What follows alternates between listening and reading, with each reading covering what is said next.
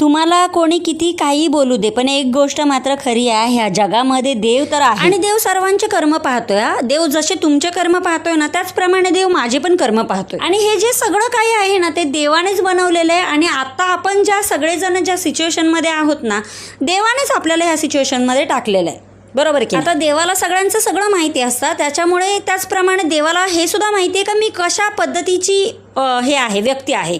आता देवाला माहिती आहे मला जर कोणी शिवी दिली, एक शिवी दिली तर त्याला मी 10 देऊन निघणार.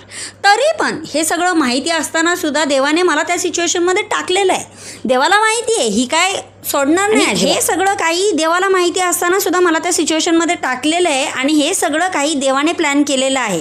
म्हणजे हे सगळं गॉड प्लॅन आहे. बरोबर. मग ज्या ज्या गोष्टी माझ्याबरोबर घडत आहेत त्या सुद्धा देवाने ठरवून ठेवलेल्या गोष्टी आहेत ना. मग लोकांना जर माझ्या बोलण्याचा त्रास होत असेल, माझ्या वागण्याचा त्रास होत असेल, माझ्या कामाचा त्रास होत असेल, तर मी तर म्हणेल देवाच्या प्लॅन्सवरती डाऊट घेणारे तुम्ही कोण? तुच्छ लोक. देवासमोर तुम्ही कोण आहात? मी तर एक तुच्छ मनुष्य आहे. त्याच्यामुळे मी तर देवाने बनवलेल्या प्लॅन्सवरती कधी डाऊट घेणारच नाही अजिबात. पण तुम्ही तुच्छ मनुष्य देवाने बनवलेल्या प्लॅन्सवरती डाऊट घेता. देवाने मला ह्या सिच्युएशनमध्ये टाकलेलं आहे आणि देवानेच मला बनवलेलं आहे. आणि देवाने बनवलेल्या गोष्टींवरती तुच्छ मनुष्यांना तुम्ही डाऊट घेता. तुमची हिंमत कशी होते देवाने बनवलेल्या प्लॅन्सवरती डाऊट घेण्याची?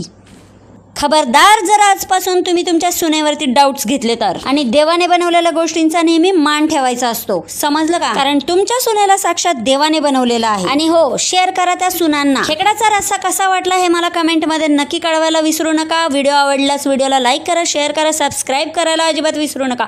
पुन्हा व्हिडिओ नवीन एका व्हिडिओमध्ये. तोपर्यंत स्वतःची काळजी घ्या, मस्त खा आणि स्वस्त राहा. Bye bye.